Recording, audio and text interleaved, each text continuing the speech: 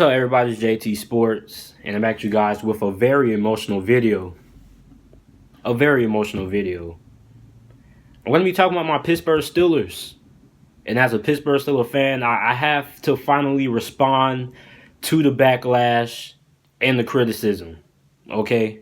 I just can't take this crap anymore, man. It's on Instagram, YouTube comments everywhere. I just can't take it. People have us going 7-9, 8-8, 6-10, finishing last in our division behind the Cincinnati Bengals, because we lost Antonio Brown and Le'Veon Bell, But, all people want to do is just look at that, Nobody wants to look into what we signed in free agency, Nobody wants to look at the Steven Nelson signing, who was the best cornerback in Kansas City, on that terrible secondary, Kansas City had the worst secondary in all of football when it came to allowing passing yards, but nobody wants to look into that, Pro Football Focus had him rated as a top 25 cornerback, but nobody wants to talk about that. Nobody wants to talk about Dante Moncrief, who is an exceptional number 2 wide receiver, He's going to be very good for the Pittsburgh Steelers,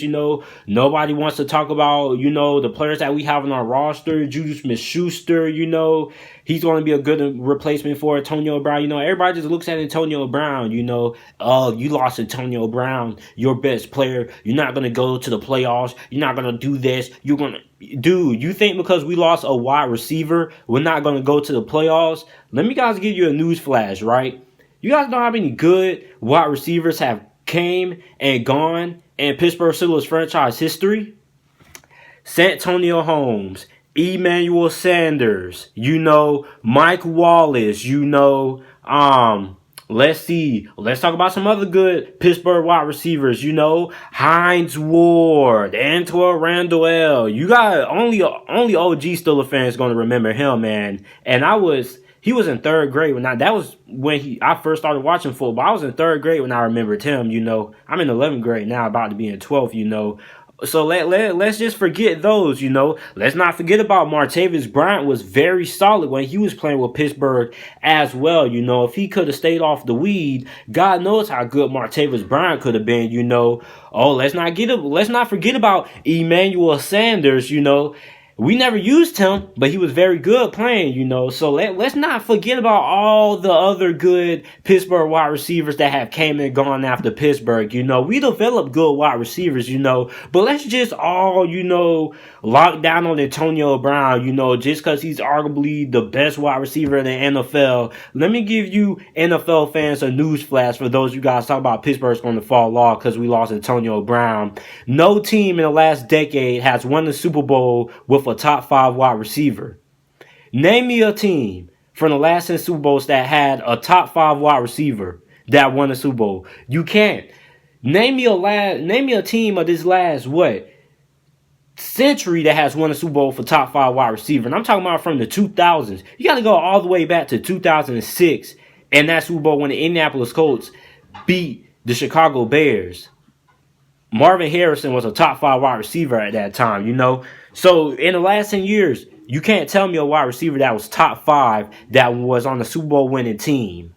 So we don't need Antonio Brown. We have won playoff games without Antonio Brown. People forget back in 2015, we should have went to the AFC Championship game if Jordan Townshend never fumbled the freaking ball. He was a practice squad player, because D'Angelo Williams was banged up, Le'Veon Bell was banged up, Antonio Brown suffered a concussion to a dirty hit the week before that in that playoff game versus Cincinnati, But people want to disregard that. People want to say Big Ben's falling off, even though he nearly carried us that game on one freaking leg, But people just want to, just trip on Antonio Brown like good wide receivers don't come and go out of Pittsburgh, And since Antonio Brown left, Juju would step up, James Washington would step up, we got Ron Switzer, we got Eli Rogers, we got a bunch of talented wide receivers on the roster that are going to be able to step up and contribute, And people still talking about Le'Veon Bell.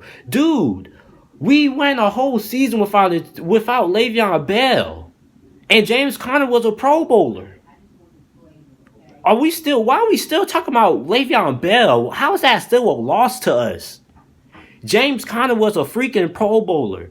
If he never would have missed the games that he missed with injuries, he would have nearly succeeded Le'Veon Bell's 2016 season. He would have had 1,200 yards. He would have had like 16 touchdowns this year, you know?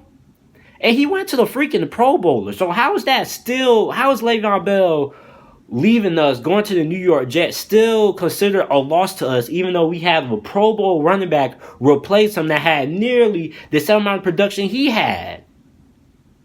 How? Explain to me that. Let's not forget that Le'Veon Bell was running behind one of the best offensive lines in the game. Pouncey, one of the best centers in the game. Okay?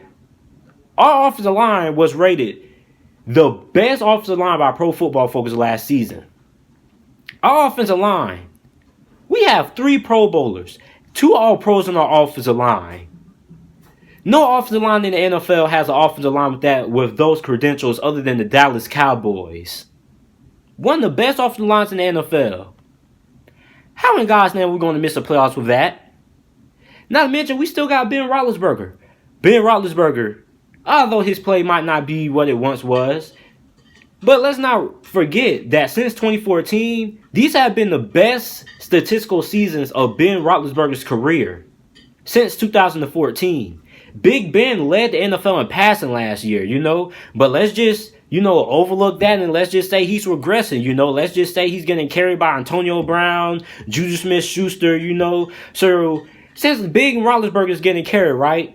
Let me give you guys an example. When Big Roethlisberger got injured against the Oakland Raiders and Joshua Dobbs came in, I love Joshua Dobbs. He was my favorite college football player when he played for Tennessee, and I was ecstatic when the Pittsburgh Steelers drafted him. But when Joshua Dobbs came in against Oakland, what did he do? What did Joshua Dobbs do? He was terrible. You want to give another example? Let's go to Landry Jones.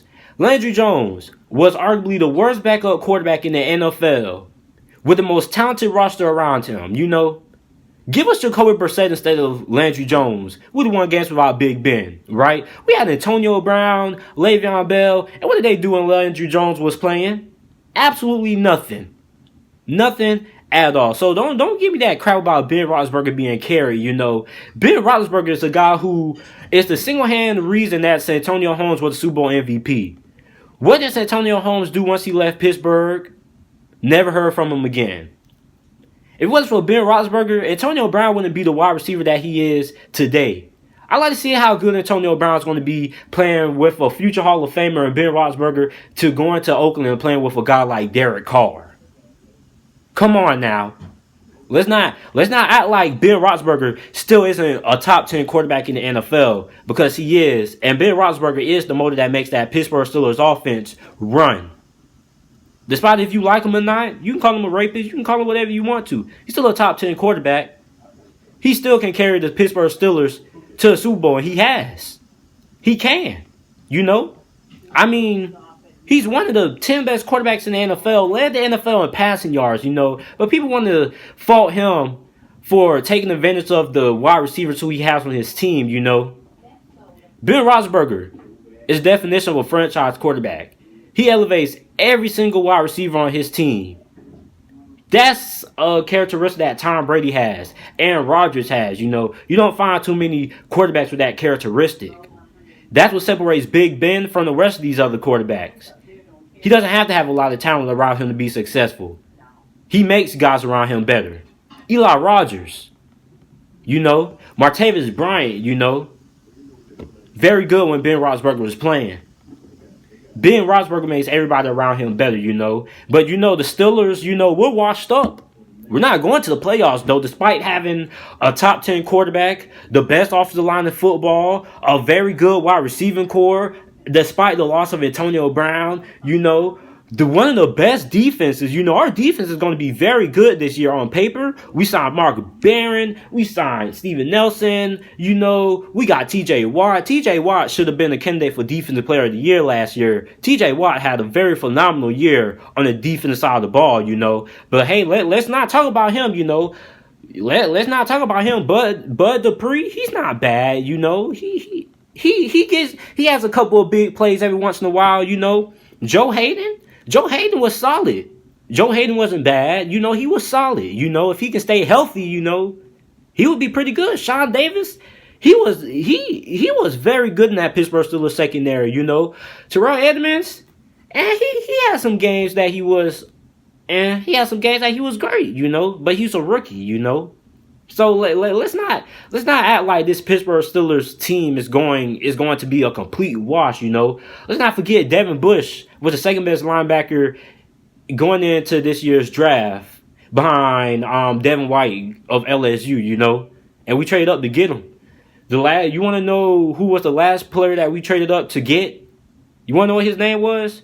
Troy Polamalu. And what is he now? A future Hall of Famer. I'm not going to say that Devin Bush is going to be the next Troy Polamalu. He's going to be a Hall of Famer, you know. He's going to be a very good player with a bunch of other good players on the defense. Let's not forget Cam Hayward now. Cam Hayward has made it to the Pro Bowl how many years in a row now? Like 3, you know? So it's kind of crazy how people are going to call Pittsburgh a wash, you know, even though we still have Pro Bowl caliber players on our roster, you know. So it's crazy. It is beyond me. This Pittsburgh Steelers team can still compete for a Super Bowl, you know. And for the people out there who think that we won't be in the playoffs this year, I just think you don't know football, you know. You don't have to have the best. You don't have to have a stacked team to make it to the Super Bowl. And you don't have to have a stacked team to make it to the playoffs. The Patriots are they are the face of that, you know. They didn't have the most talented team last year. You know, Rob Gronkowski basically for the most part of the last season, you know, near the down stretch of the season, you know, he was basically a blocking tight end. The New England Patriots lost their best wide receiver on the roster that year in Josh Gordon. And still went to the playoffs. When Josh Gordon, you know, when he got suspended again, you know, people are saying, oh, the New England Patriots aren't going to make it to the Super Bowl. And what did they do? They made it, you know. Pittsburgh and the New England Patriots, you want to know why we have been two of the most successful franchises in the NFL? Because we're not like all you other football fans, you know, get your panties all in a bunch when you lose a very good wide receiver or a top 5 wide receiver, you know. Oh, you got to pay him. We can't let him. We need him. We'll be trash about him. That's not how we rock. We're not New York Giants fans upset about the Odell Beckham trade. We have that next man up philosophy, and that's what football is about. We have a top 5 offensive line, the best offensive line in all of football. Ben Roethlisberger, who is a top 10 quarterback, still one of the best quarterbacks in the NFL, led the NFL in passing last year. Juju Smith-Schuster, who is one of the best up-and-coming wide receivers. James Washington, who's going to be on the come-up this year. You know, what rookie didn't struggle last season? Every rookie wide receiver has their struggles, you know. James Washington is going to have a very good season. We have McDonald there, you know. We have a very good defense. Mark Barron, Devin Bush, Joe Hayden, Steven Nelson. Cody Sensabaugh was very good playing for us last year. So somebody tell me how Pittsburgh is going to have a better season than the Cincinnati freaking Bengals. The Cincinnati Bengals. The definition of mediocrity. The epitome of mediocrity. And people are saying that the Cincinnati Bengals are going to finish ahead of us in the division? Are you serious? Are you serious? Pittsburgh missed the playoffs doing what we do best. Losing the teams that we have no business losing to. We lost to the Oakland Raiders and the freaking Denver Broncos. All because Ben Big was trying to force the ball to Antonio Brown's crybaby behind on the goal line. They got picked off, you know. That's why we didn't make it to the playoffs, you know. We're still the team that beat New England. We still could have beaten New Orleans, you know. But hey, we'll wash, you know. We lost Antonio Brown, even though good wide receivers come and go out of Pittsburgh. Had the best offensive line in football, you know, a top 10 quarterback. But we're not going to make it to the playoffs, though. Stupid. Pittsburgh is a playoff contender. We are a Super Bowl contender. And as long as we have Big Ben Roethlisberger, we will always still be a Super Bowl contender. The Pittsburgh Steelers are one of the most successful franchises in the NFL in this decade. Out of this decade, we have only missed the playoffs twice. 2013 and this past season. We're going to make it to the playoffs this year. And I bet you $100,000, my whole lifetime earnings, the Cincinnati Bengals will not finish ahead of the Pittsburgh Steelers. Terrible, man. Make sure to like the video and subscribe to the channel for more NFL videos and content. And thanks for watching. I just had to get that off my chest. I just had to.